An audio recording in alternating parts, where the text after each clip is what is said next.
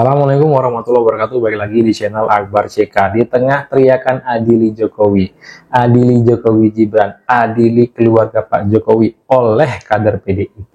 Nah, ini ada yang menarik. Yang mana Pak Bambang Pacul, politikus senior PDIP, ini berbincang hangat dengan Gibran, bersalaman ya.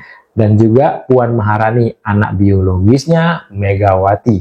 Ini pun ya nyamperin Pak Jokowi, bersalaman dengan Pak Jokowi, berbincang hangat dengan Pak Jokowi. Luar biasa adabnya Puan Maharani ini ya, beda sekali dengan ibundanya Megawati. Seperti yang kita ketahui, nggak perlu dijelaskan lagi ya bagaimana sikap Ibu Megawati ini terhadap Pak Jokowi ya, berbalik dengan Puan Maharani. Nah, seperti apa video selengkapnya? Langsung aja kita simak videonya berikut ini.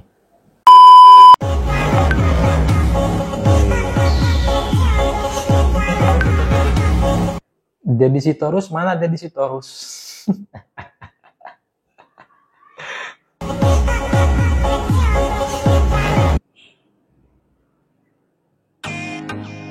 Oh, ya.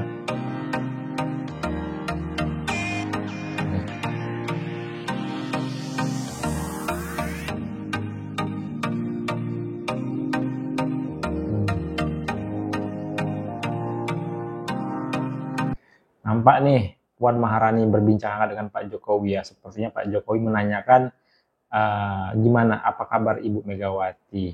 Dan juga Puan Maharani terlihat dari bibirnya itu seperti menjawab, Ibu baru pulang dari umroh ya. Kali ini istilah buah jatuh tidak akan jauh dari pohonnya tidak berlaku untuk Puan Maharani ya. Beda dengan ibunya Megawati. Luar biasa adab Puan Maharani. Adiana Pitupulu mana ya?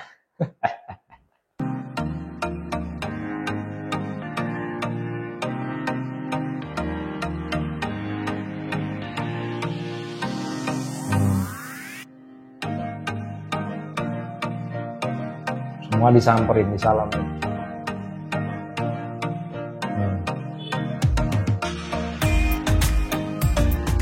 Pak SBY pun disalamin tadi sama Puan.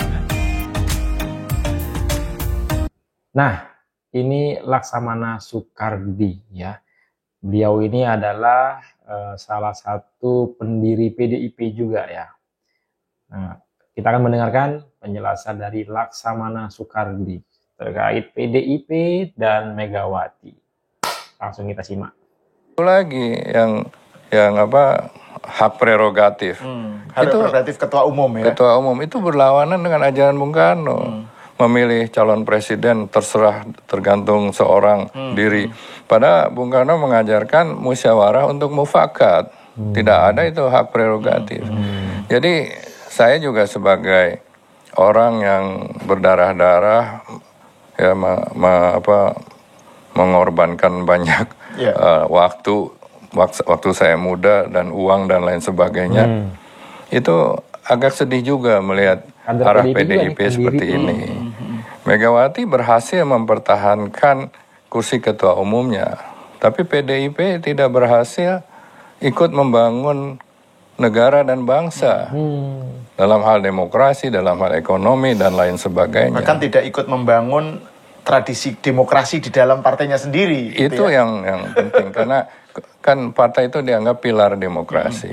Ya. Apalagi sekarang menuduh-nuduh mungkin mantan Presiden Jokowi ya, bahwa memperlemah KPK. Ya, itu ininya videonya Hasto kan? Betul.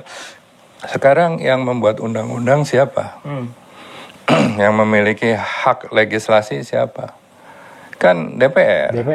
Ketua DPR siapa? Dari PDIP kan. Dan juga kalau tidak setuju bisa mengatakan saya tidak setuju ini. Kalau yang lain setuju, dia sendiri tidak setuju dan kurang suara, minder his nota aja atau dissenting opinion.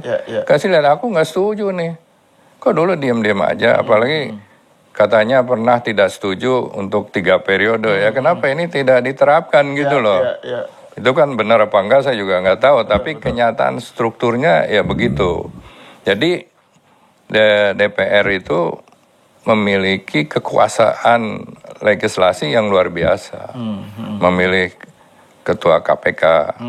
Kalau tidak setuju dengan ketua KPK yang sekarang, kan fit and proper test bilang saya tidak setuju, tolong nggak balikin lagi aja, ganti aja. Ya kan, itu kan kenapa ada fit and proper test, ada pemilihan di DPR. Karena dia diberikan kekuasaan juga, gotong royong bersama-sama. Jangan setelah mereka dirugikan menuduh-nuduh orang, ini orangnya anu, ini orangnya ini. Padahal setelah merasa rugi, PDIP ini menuduh sana, menuduh sini. Maksud Pak ini ya, Bapak ini ya, Laksamana Soehardi. semua itu gotong royong sesuai dengan ajaran Bung Karno, demokrasi kita. Seleksi dilakukan presiden, fit and proper test dilakukan oleh DPR, pemilihan pun oleh DPR. Yang memiliki kursi banyak akan dapat jatah ketuanya, yang lain wakil ketua. Itu sudah biasa, tapi hak-hak kekuasaan itu juga harus disertai oleh tanggung jawab. Ya. Jadi memang saya kira kasus Hasto ini sangat menarik lah. Ya, kita lihat nanti perkembangannya seperti apa. Ya. Nah itu Bang, yang terkait soal tadi itu ya, ajaran Bung Karno. Kan retreat ini kan bagian dari manifestasi lah ya, gotong royong apa, dan ternyata kok malah Bu Mega melalui surat instruksinya itu kok kayak menyerukan pembangkangan gitu ya, insubordinasi. Ini kan sebenarnya juga menunjukkan cara pandang Bu Mega terhadap kadernya yang menjadi kepala daerah atau bahkan menjadi presiden. Ini kan masih cara pandang lama, Bang. Jadi presiden kan disebut petugas partai, ya kan. Terus sekarang kepala daerah seakan-akan bisa diintervensi begitu aja. Masih ada garis komando dari Bu Mega sebagai ketum kepada kepala daerah untuk nggak usah ikut retreat gitu. Jadi kayak semacam menunjuk kayak tadi yang Bang Laks bilang, ini kayak saya nggak tahu apakah menggertak atau apa Pak Prabowo gitu ya.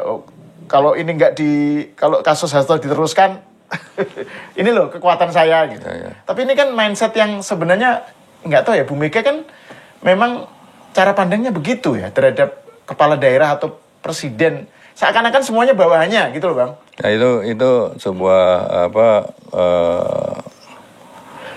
hal-hal yang sangat bertentangan dengan demokrasi lah.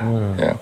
Kan dia juga selalu mengatakan semua itu adalah petugas partai. Dan dibuktikan kan, diklaim juga presiden sebagai petugas partai. Padahal kalau kita lihat ya, kalau misalnya yang menang nanti Ganjar waktu pemilihan presiden, pasti dia akan nurut juga, ya kan? Ini sebagai show of force, ya. Sekarang kan Jokowi dituduh cawe-cawe dan Pak Prabowo juga dianggap ada matahari kembar, ya. Bagaimana kalau yang menang Ganjar coba? Persis disuruh-suruh gitu loh. Aduh, kalau Ganjar yang menang, selesailah sudah, ya kan. Contoh aja Pak Jokowi. Kenapa Pak Jokowi sampai keluar ya, membangkang dengan Ibu Megawati. Udah capek digituin terus sama Ibu Megawati. Diintervensi. Presiden diatur oleh ketua umum partai. Ya, presiden dipilih rakyat, bukan dipilih oleh ketua umum. Partai itu ketua umum ibaratnya hanya sebagai kendaraan, hanya sebagai kendaraan. Sudah dipilih oleh rakyat, ya udah, berarti presiden milik rakyat, ya. Presiden tidak bisa diintervensi sama sekali sama ketua umum sekalipun, seharusnya begitu, ya. Kalau Ganjar yang terpilih, hancur lah ya. Ini aja PDIP di luar koalisi mau ngintervensi, mau ngatur-ngatur juga, ya kan. Kepala daerah yang dipilih oleh rakyat diatur juga sama beliau, ya kan? Betul kata Gus Dur, ya. Megawati ini sukanya menabrak hukum, tidak menghargai hukum. Nah, gitulah kira-kira ya. Ya kan, ini benar-benar kita letakkan pada perspektif yang sesungguhnya lah, kenyataan yang objektif ya. Dan itu tidak boleh gitu loh. Nah kalau misalnya Pak Prabowo menghormati Jokowi, ya pantas saja karena dia mentornya. Dia yang kasih bintang 4, dia yang kasih segala tanda jasa, dia yang memberikan jalan gitu loh. Ya kan? Itu wajar. Pada mentor bertanya ya wajar. Tapi bukan jangan dianggap itu matahari kembar gitu loh. Nah, apalagi program-program pemerintah yang seperti Presiden melakukan retreat, saya tidak mengatakan bahwa retreat itu baik tidak baik, tetapi kalau kita lihat dalam perspektif membangun bangsa bersama-sama, gotong royong, itu harus didukung, jangan disabotase. Ini kembali karena ada masalah Hasto jadi tersangka dan ditahan. Dia mau kasih lihat, karena hal itu makanya saya kasih gangguan nih, gitu loh. Anda mesti sadar saya punya kekuasaan. Nggak tahu, mungkin ada telepon-telepon halo supaya Hasto bebas gitu loh. Nah, ini memang sakit gitu loh. Kalau dalam tubuh kita itu, misalnya di antara teman-teman kita tertangkap KPK, itu kita harus merelakan proses hukum. Ya, pro justisia. Saya punya pengalaman dengan PDIP. Nah itu menarik, saya mau tanya sebenarnya. Karena kan sebelum Bang Laks cerita tentang itu ya, jadi ketika saya ngundang Bang Laks ke sini itu saya teringat ini buku Bang Laks ini, Belenggu Nalar ini. Ini kan di bagian soal tertawa sedih melihat kesalahan intelektual ini kan. Ini kan jadi intinya itu yang saya bayangkan kan dulu PDIP bisa begitu memperlakukan orang seperti itu gitu dalam kasus Bang Laks gitu. Terus sekarang begitu ada kadernya yang kena ya sekjen gitu, terus teriak-teriak politisasi hukum lah, kriminalisasi lah gitu. Jadi kayak playing victim gitu loh. Nah, bisa di ini nggak di-spill sedikit Bang soal kasus bagaimana itu, ada nggak itu ininya ya, kontrasnya atau perbandingannya gitu? Ya begini Mas, dulu saya kan keluar dari PDIP, ya ada yang bilang kena karma Ibu Mega lah macam-macam. Tapi sebenarnya saya tuh bersama Mbak Mega tuh membangun demokrasi Indonesia, membangun partai PDI dan jadi PDIP bersama-sama gitu. Saya masih muda, 30-an. Jadi saya jadi bendahara ya. Bahkan saya diancam-ancam juga. Ancaman zaman Orde Baru kan luar biasa. Tidak ada yang mau kasih uang. Jadi ya kekuatan keuangan pribadi ya, dengan ancaman segalanya, akhirnya Mbak Mega berhasil kan. Nah setelah itu tahun 99 kongres pertama, saya juga ketua kongres. Saya yang cari duit. Ya semuanya lah. Ketua kongres, pelaksana kongres itu saya. Dan kita menang. Nah, jadi di dalam pemerintahan, ya. Setelah itu diambil over mungkin oleh Mas Taufik Kimas. Ya. Singkat cerita, Megawati kalah jadi presiden. Saya matur sama Mbak Mega, Mbak, kalau pemilu udah kalah itu artinya apa? Ora payu, saya bilang. Bener dong. Seperti sabun di supermarket nggak ada yang beli ya ora payu gitu loh. Itu tapi kan, bisa itu kan kayak kompetisi produk juga kan? Sama kan? Jadi piye Laks? Ya kemasannya kita rubah, sabunnya sama kan, kemasannya lebih menarik. Artinya apa ya, kasih anak-anak muda lah siapa yang memimpin. Mbak Mega seperti Pak Harto jadi Dewan Pembina, anggaran dasarnya juga lebih dirubah, Dewan Pembina yang lebih berkuasa. Mas Taufik dengar, digebrak meja. Laks ini partai milik keluarga, tidak boleh orang pegang. Saya nggak, saya tengok Mbak Mega diem aja. Kita kan sama-sama bangun partai. Kapan jadi keluarganya? Keluarga Bung Karno apa keluarga Kimas? Saya tanya Mbak Mega. Tapi Mbak Mega diem aja. Tapi setelah itu saya dengan teman-teman menggalang gerakan pembaruan di PDIP. Nah kurang berkenan lah ceritanya, singkat aja. Terus saya dipecat semua dengan beberapa orang itu dipecat. Nah setelah itu kita bikin partai baru tahun 2005 ya. Nah, 2007-2008 saya dipansuskan, dan motor pansusnya itu adalah PDIP. Kasus tanker Pertamina. Nah, kasus tanker Pertamina itu berawal dari amar putusan KPPU, Komisi Pengawasan Usaha lah. Jadi sebetulnya itu udah salah kaprah juga. KPPU menuduh orang korupsi, amar putusannya nyasar-nyasar ke tipikor gitu loh. Kerugian negaranya akibat korupsi yang dilakukan oleh saya, padahal KPPU hanya dimandatkan menghitung kerugian negara akibat persaingan usaha yang tidak sehat. Nah, keputusan KPPU itu di copy paste aja oleh pansus. Oke.